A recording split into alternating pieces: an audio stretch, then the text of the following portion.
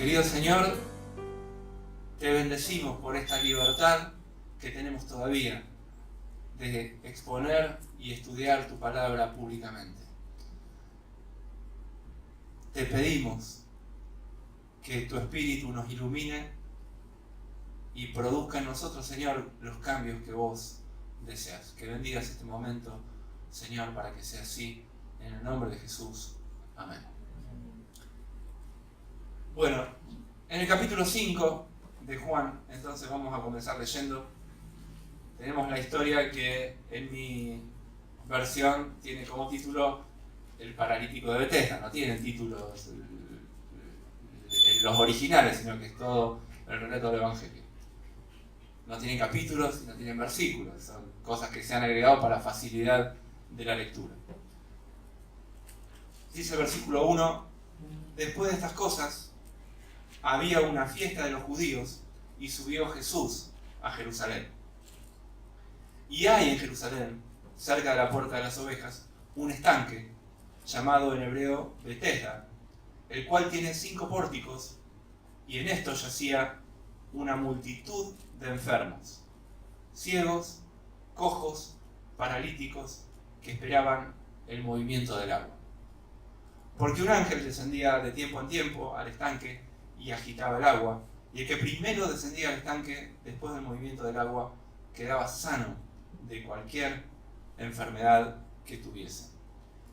Y había allí un hombre que hacía 38 años que estaba enfermo. Voy a aprovechar para comentar una cosa que creo que viene bien para la congregación. ¿Quién tiene? Bueno, yo ya sé que Cari tiene. ¿Quién, además de Cari, tiene, por ejemplo, la nueva versión internacional? Acá mismo. Bueno, ¿podés leer el versículo 4, por favor?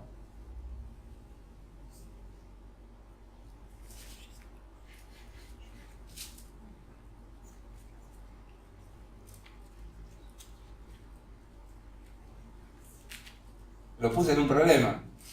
En estos pórticos se hallaba atendido muchos enfermos, ciegos, cojos y paralíticos. No, ese es el 3. Dice, entre ellos se encontraba un hombre inválido que llevaba enfermo 38 Ese es el 5. Que no tiene el 4. No tiene el 4. Falta el versículo 4. Bueno, no está el versículo 4 en esa versión. Surgió entre el grupo de clubes bíblicos este tema. De que algunas versiones no tienen algunos versículos y por ahí algunos versículos están un poco distintos. ¿Cuál es más confiable? La que tengo yo, la Biblia de las Américas, la NBI, la NTV, bueno, podemos poner infinitas, la que tiene Mati, que él con su Biblia nueva, que está ahí estrenándola, se compró la Biblia textual edición número 4, cuarta edición, que tiene algunas cosas muy interesantes. No tenemos los originales, porque se escribían en papiros y se desgastaban con el tiempo y desaparecían, o en pergaminos y desaparecían porque con el tiempo se van estropeando. Entonces tenemos copias de los originales. ¿Y cuál es mejor? ¿La más antigua o la que tiene más copias? También es una disputa, porque las más antiguas por ahí son más antiguas porque las desecharon y nadie les dio trascendencia, y hay otras versiones que están basadas en donde hay más copias, porque esas son las que la iglesia preservó y las copiaron más. Entonces, ¿cuál es más valiosa? ¿La que tiene más copias o la más antigua? Bueno, y también hay discusiones teológicas sobre esos asuntos.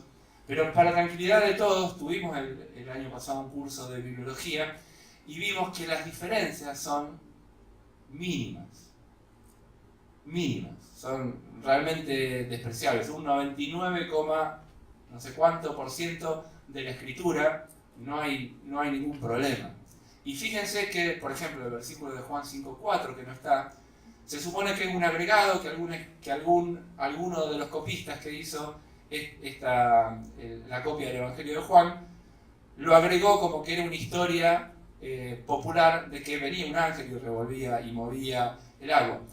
Pero que esa historia popular esté o no esté agregada en este versículo como un comentario, no nos cambia la esencia del pasaje ni la doctrina que tenemos ahí.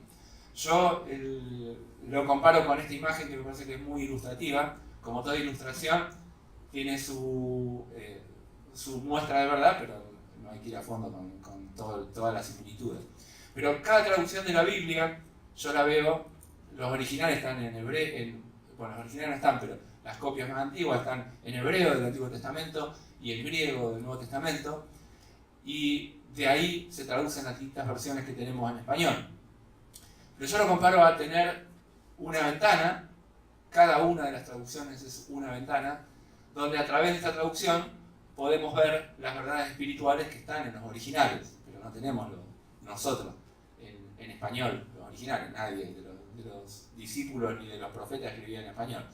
Entonces, tenemos esa ventana, y esa ventana tiene posiblemente algún defecto, como una mancha acá, o una zona medio rayadita acá, que por cuestiones de tiempo la hemos perdido en la versión en español.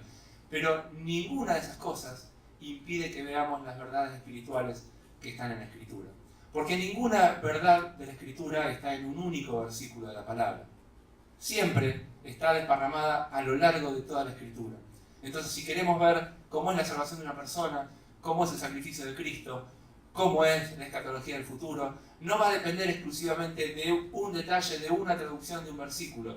Uno se asoma a la ventana por este lugar y puede ver la misma verdad, o se asoma por este lugar y puede ver exactamente la misma verdad, aunque haya un detalle particularmente que hayamos perdido cuál era la versión exacta fidedigna del original. De paso, les comento por el trabajo que se está haciendo en la biblioteca y que a veces uno por no preguntar no sabe, hay en el fondo unos apuntes, una especie de folleto, no sé si está todavía César, está ahí en el fondo, sí, lo de la Biblia textual, sí, que nos acercó Juan Manuel de esta versión que tiene Matías de la Biblia textual 4, y tiene un compendio de algunos de los cambios que se hicieron en esta, que se hicieron correcciones sobre lo que tenemos habitualmente en otras versiones, y son cosas menores, son pocas, pero en algunos da mucha luz del significado original. Entonces está bueno, para los que les interesa este tema, se acercan ahí a la biblioteca en el fondo, le piden a César y les da, creo que hay como 20 copias de esto. Está muy lindo en papel e ilustración y tiene unos detalles que para algunos que nos interesa puntualmente aclarar el significado de algún versículo puntual que puede ser conflictivo, están muy bien, por lo menos todas las que yo he visto están muy bien, y es entonces altamente recomendable que le guste este tema, que lo pueda ver. Bueno, hecho este largo paréntesis, seguimos con la lectura. Versículo 6. Yo ya lo saqué del tema, ahora lo tengo que volver a poner. Pero ¿cuántos años hacía que estaba enfermo? 38. Versículo 6. Cuando Jesús lo vio acostado y supo que llevaba ya mucho tiempo así, le dijo: ¿quieres ser sano? Señor, le respondió el enfermo, no tengo quien me meta en el estanque cuando se agite el agua, no tengo quien me meta en el estanque cuando se agite el agua, y entre tanto que yo voy, claro, era paralítico, otro desciende antes que yo. Jesús le dijo: levántate, toma tu lecho y anda. Y al instante aquel hombre fue sanado y tomó su lecho y anduvo, y la Escritura resalta, y era día de reposo aquel día. Vamos al capítulo 9 de Juan y empezamos la lectura de la otra sanidad.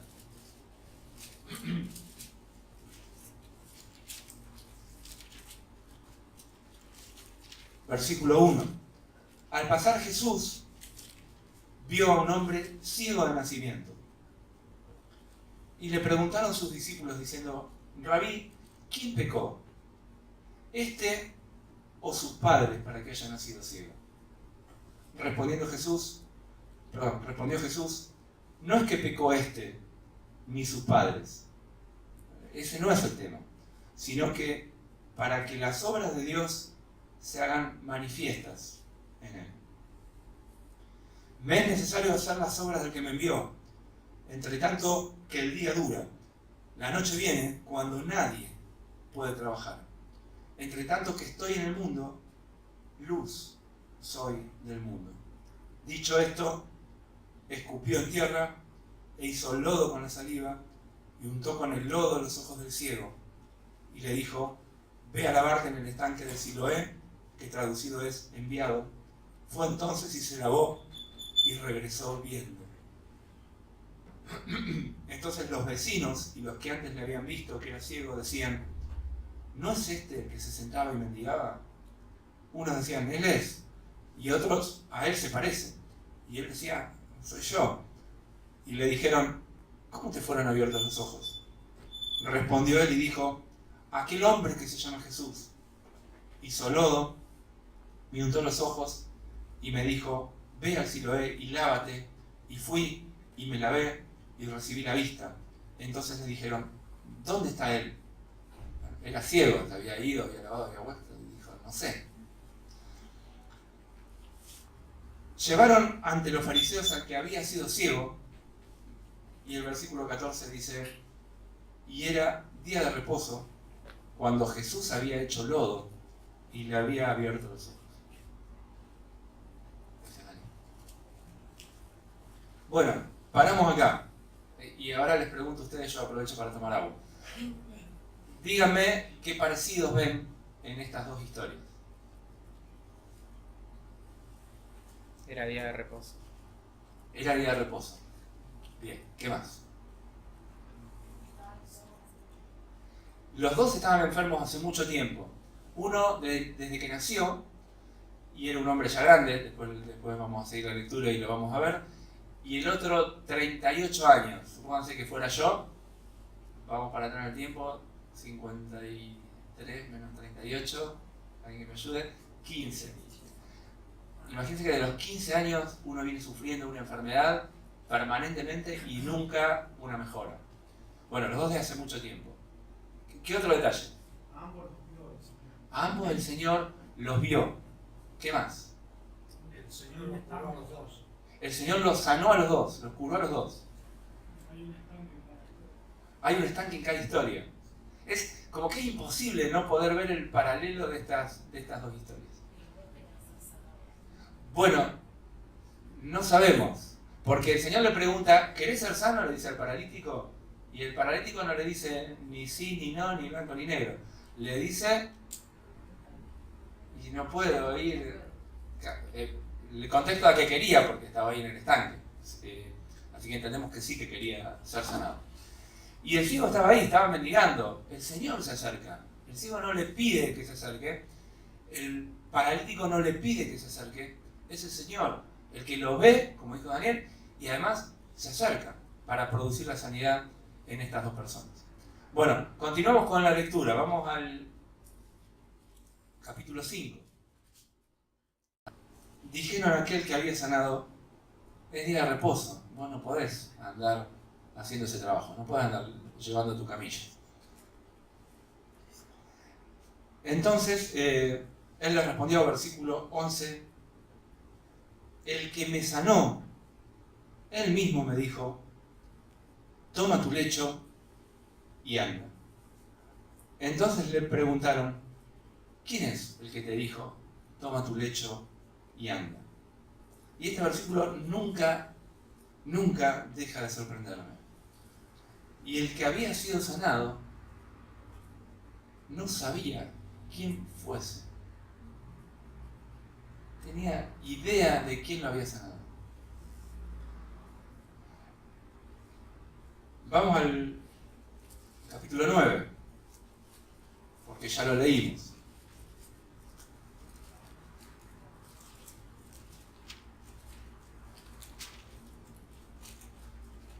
¿Cómo te fueron abiertos los ojos? Versículo 10. Y él dijo: aquel hombre que se llama Jesús. Y este era el ciego, ¿no? Este era el que no veía. El que no veía, dice: ese hombre que se llama Jesús, él me sanó. Y el paralítico que lo vio, no sabía quién era. Bueno, vamos al 15. Volvieron a preguntarle también los fariseos cómo había recibido la vista. Él les dijo: me puso lodo sobre los ojos y me lavé y veo.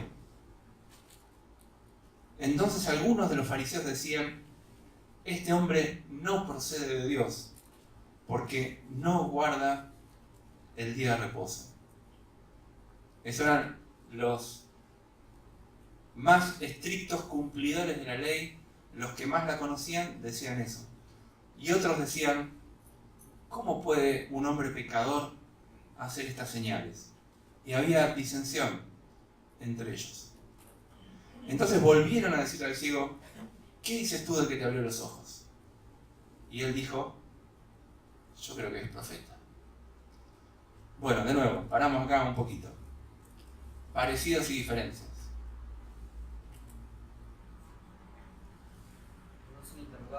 Los dos son interrogados ¿por quién? Por los fariseos, ¿no? A ver, ¿qué pasó acá? ¿No?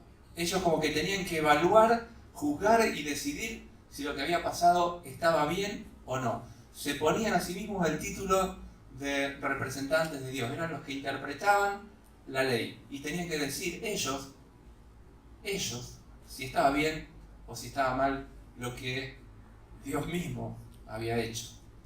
Bueno, ¿qué más? Que no podía jurar en el día de reposo. Bien, en los dos casos le dice: esto está mal. Las dos cosas le hizo el Señor y decían en los dos casos: esto está mal.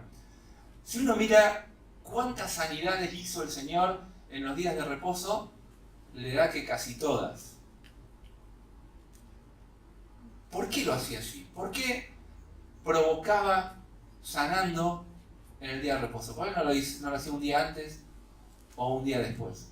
¿Quería mojarle la oreja a los fariseos o quería enseñarnos algo? Quería enseñarnos algo. Entonces después vamos a ver, porque esta discusión se da en el caso del paralítico, de por qué sana en el día de reposo, y es muy instructivo. Bien, volvamos entonces al paralítico, capítulo 5.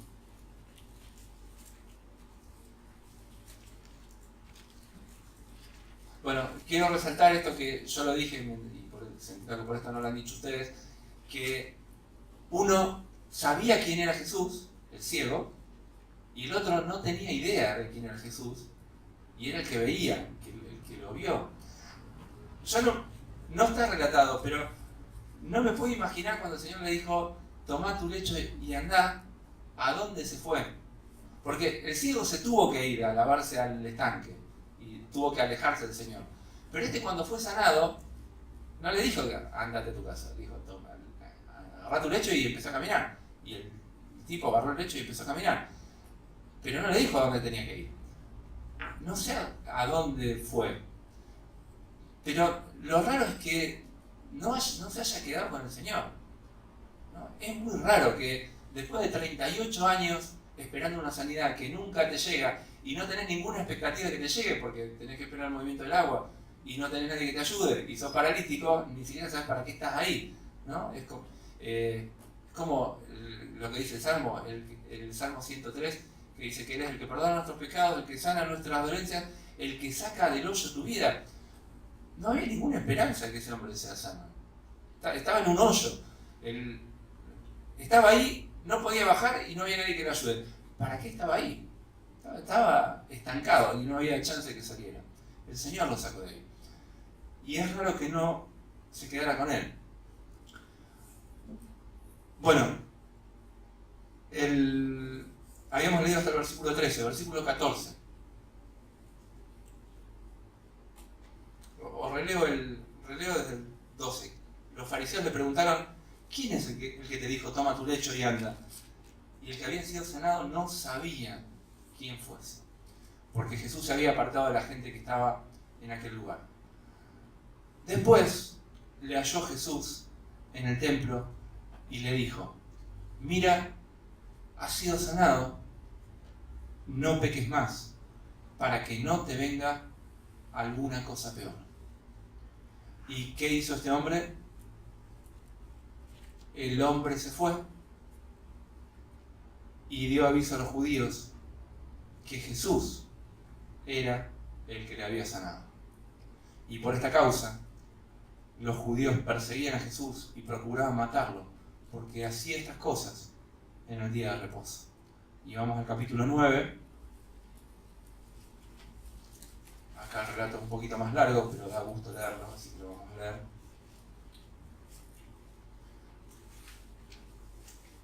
¿Se acuerdan? Le habían preguntado en el versículo 17, ¿y vos qué decís del que te abrió los ojos? Y él dice que es profeta. Y en el 18 dice, pero los judíos no creían que él había sido ciego y que había recibido la vista hasta que llamaron a los padres de que había recibido la vista. Un interrogatorio total, ¿no? Hasta con familia incluida.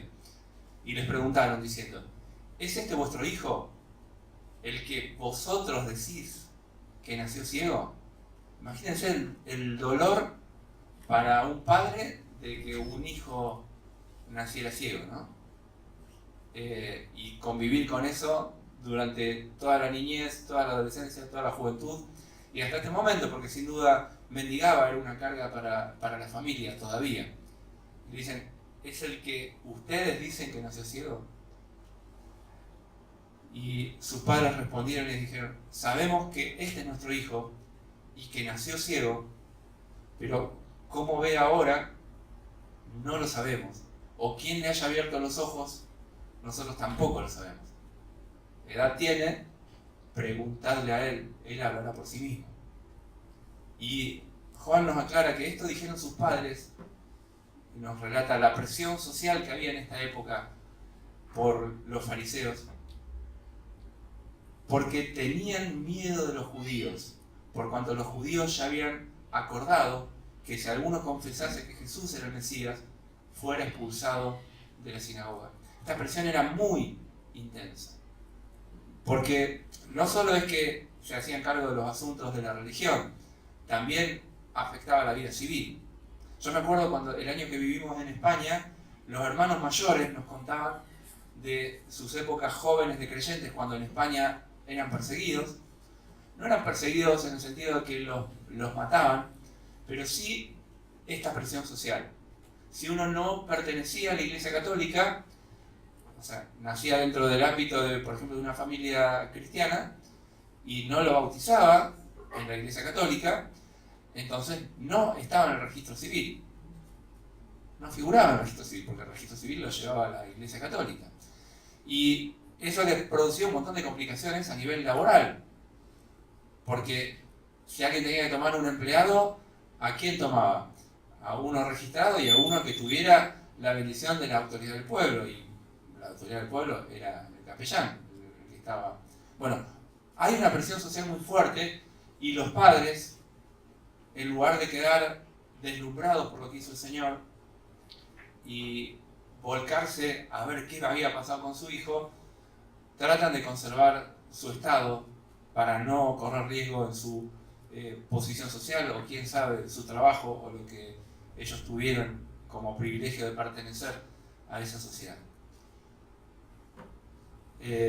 Versículo 24. Entonces volvieron a llamar al hombre que había sido ciego y le dijeron, da gloria a Dios, nosotros sabemos que este hombre es pecador. Y ese hombre era Dios, hecho hombre. Entonces él respondió y dijo, si es pecador, yo no lo sé. Una cosa sé, que habiendo yo sido ciego, ahora veo. Me encanta la valentía de este hombre. No tenía problema en quedar excluido de la sociedad, de hecho ya estaba excluido de la sociedad. Le volvieron a decir, ¿qué te hizo? ¿Cómo te abrió los ojos? Y él les responde, ya se los dije y no habéis querido oír. ¿Por qué lo queréis oír otra vez? ¿Ustedes se quieren hacer también sus discípulos? Y en el versículo 28 dice, le injuriaron y dijeron, tú eres su discípulo, pero nosotros somos discípulos de Moisés. Pero respecto a este, no sabemos de dónde sea. Y respondió el hombre y les dijo, pues esto es lo maravilloso, que ustedes, ¿no? Eran los expertos de la ley, los que se habían arrogado la representación de Dios, que vosotros no sepáis de dónde sea. Y a mí me abrió los ojos. Y sabemos que Dios no oye a los pecadores. Pero si alguno es temeroso de Dios y hace su voluntad, a ese oye. Desde el principio, y el ciego habla de la Escritura desde el principio, desde el Génesis, ¿no? Porque así empieza la Escritura, en el principio creó Dios los cielos y la tierra. Desde el principio, dice el ciego, no se ha oído decir que alguno abriese los ojos a uno que nació ciego. Así que este hombre conocía la Escritura. No tenemos ninguna sanidad en todo el Antiguo Testamento de alguien que haya sido sanado habiendo nacido ciego. Si este no viniera de Dios, dice el ciego, nada podría ser. Respondieron y le dijeron, tú naciste del todo en pecado y nos enseñas a nosotros. Y lo expulsaron, con toda la consecuencia social que eso implica. Oyó Jesús que le habían expulsado y hallándole le dijo, ¿crees tú en el Hijo de Dios? Bueno, y después vamos a lo que sigue, pero quedémonos por ahí hasta el versículo 35 incluido. Bueno, de nuevo, qué parecido y qué diferente ven en estos dos últimos sectores que leímos. La alusión al pecado. La alusión al pecado. La alusión al pecado. Bien, al pecado vinculado con la enfermedad, ¿no? Bien, ¿qué más? Bien, un segundo encuentro con Jesús. El Señor los vuelve a encontrar a los dos. Es tan similar, tan paralelo el avance de estas dos historias que a uno no lo deja de sorprender. El que había nacido ciego, que le dijeron, ¿quién fue el que pecó? ¿Y qué respondió el Señor? ¿Quién pecó? ¿Este o sus padres? Le preguntaron a los discípulos al principio de la historia. Y el Señor no se metió con eso, le dijo, no es eso. Para que la gloria de Dios se manifieste en Él, para que las obras de Dios se manifiesten en Él.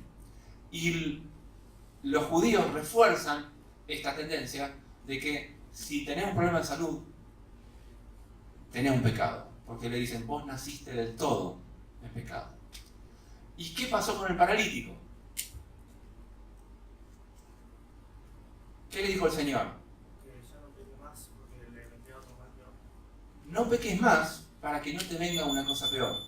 Es decir, que hay pecados que producen enfermedades en el cuerpo, vamos a ponerlo al revés. Hay enfermedades del cuerpo que son consecuencia de pecados. Y hay enfermedades en el cuerpo que no. Y estos dos pasajes corren en paralelo para que también de esta verdad nos demos cuenta y no pensemos que toda enfermedad es producto de una desobediencia al Señor o de un pecado al Señor. Pero hay algunas que sí. De hecho, tenemos en la carta a los Corintios, Pablo, que les dice que hay, por participar de la cena del Señor indignamente, les dice, muchos están enfermos y otros murieron. El castigo ha sido, o la consecuencia ha sido tan grave que terminó en muerte la enfermedad, o ha sido una muerte directa. Quiero resaltar lo que dice el versículo 17 del capítulo 5, volviendo a la historia del paralítico. Lo que el Señor nos enseña cuando Él hace sanidades el día de reposo. Él dice, mi Padre trabaja. Y dice, mi Padre hasta ahora trabaja. O sea, no dejó de trabajar. Y yo trabajo. Tenemos en el Génesis el relato de que el séptimo día, después de que terminó en el sexto día con la creación del hombre y vio que era bueno en gran manera, dice que el séptimo día reposó. Es decir, se dedicó, no descansó, porque Dios no se cansa, sino que reposó. Se dedicó a disfrutar lo que había creado. Pero en el capítulo 3 inmediatamente después de ese reposo que Dios disfruta de su creación, tenemos la caída del hombre, el pecado. Y cuando el hombre peca, Dios ya no puede sentarse a reposar, a disfrutar lo hermosa que está la creación.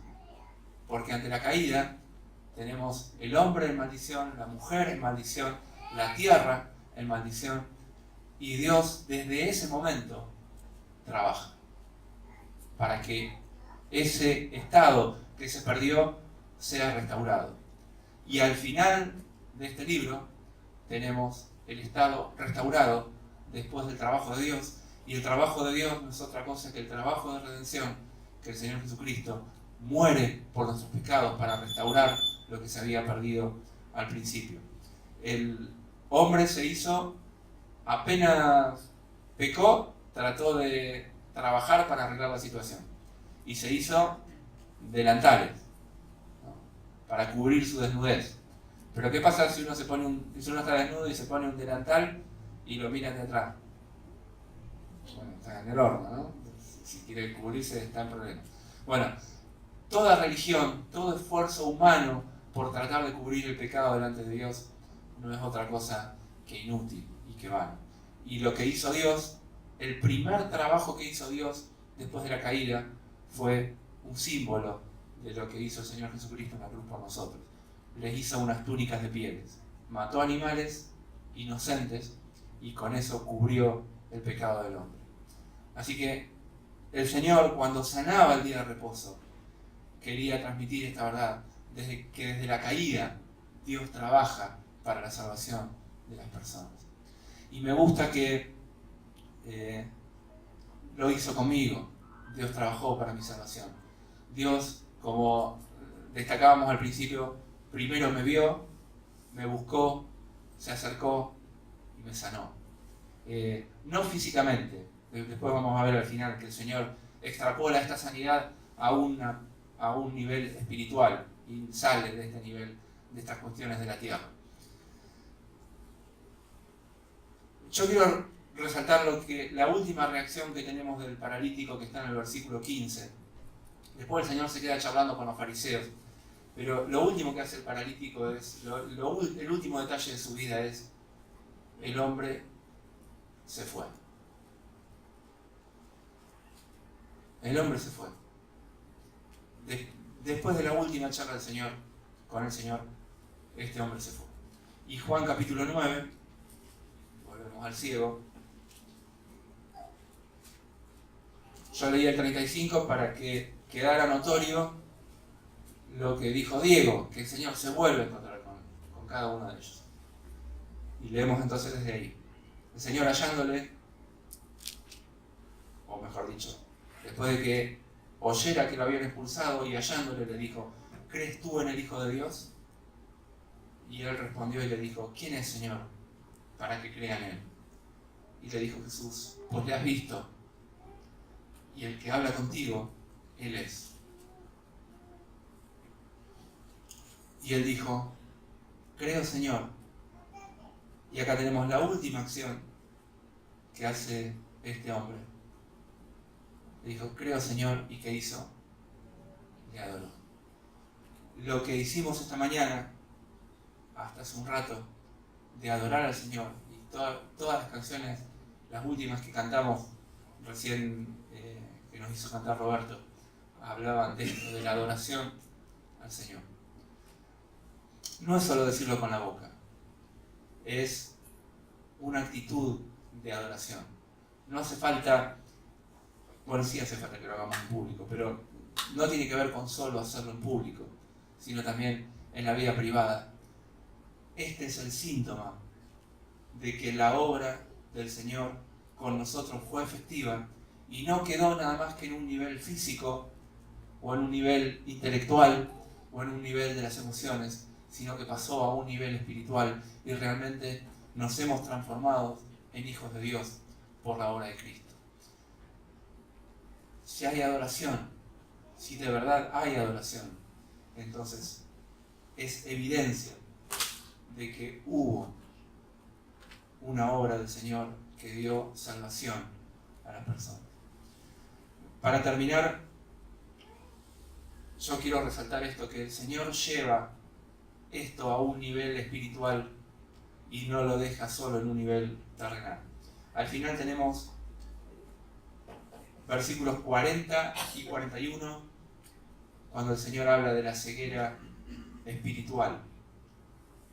No vamos a ahondar en esto porque el domingo pasado Daniel habló de esto, de que el Señor tiene que abrir nuestros ojos espirituales para ver las realidades que están fuera del alcance de nuestro cuerpo. Y si alguno no estuvo, gracias al trabajo que está haciendo César, esto que está filmando acá, tenemos la posibilidad de verlo por YouTube. Así que si alguno quiere ver en profundidad este tema de la ceguera espiritual o de la visión espiritual, recomendación, vaya al canal de la iglesia y vea en YouTube el mensaje del domingo pasado. Y vamos a Juan capítulo 5. Y el Señor se queda charlando con los fariseos.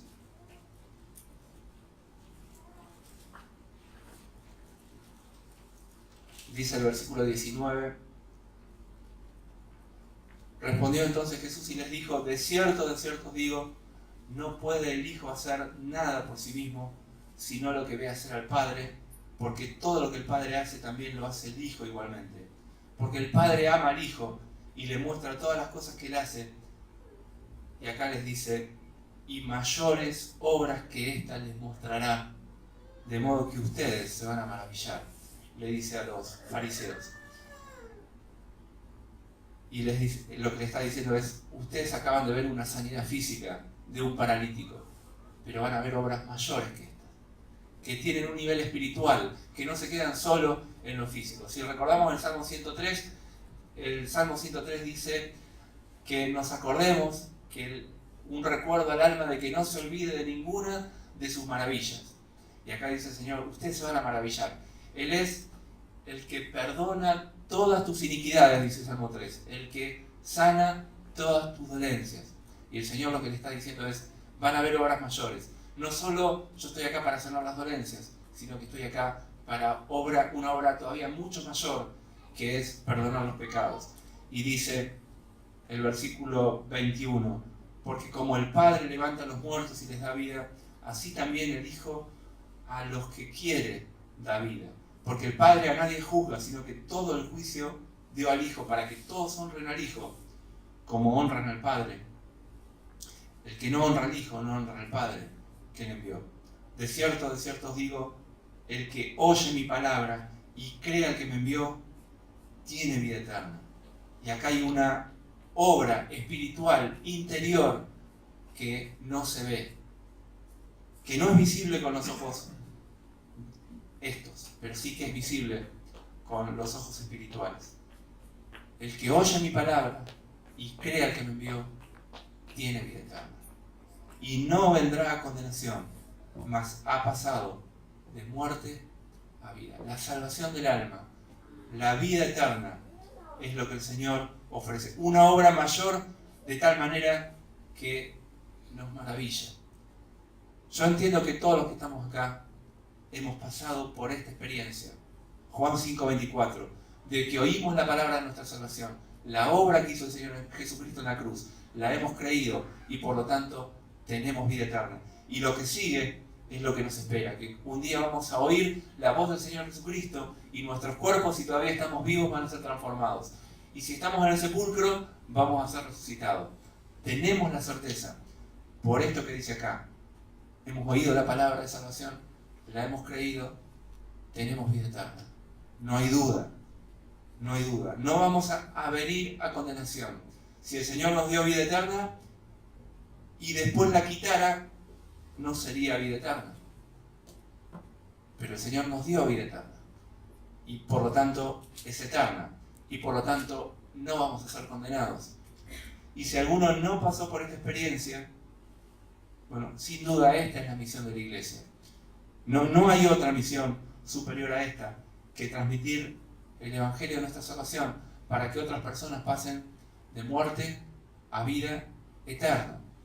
Porque si la vida cristiana tiene efectos solamente en esta vida, Pablo dice: nosotros somos los más dignos de conmiseración de todos los hombres. Pero Cristo resucitó, y eso es garantía de que nosotros también vamos a resucitar y vamos a tener vida eterna.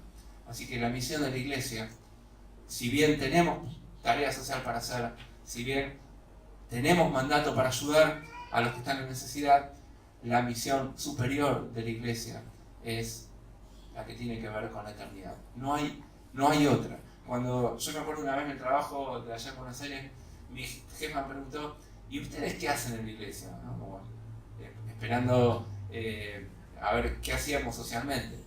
Yo le dije, bueno, nosotros nos dedicamos a predicar el Evangelio, que es lo que vino a hacer el Señor Jesús para que las personas sean perdonadas y tengan vida eterna.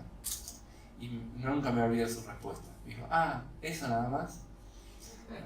Como que esperaba una acción social. Si la iglesia no tiene esa misión, pierde el rumbo.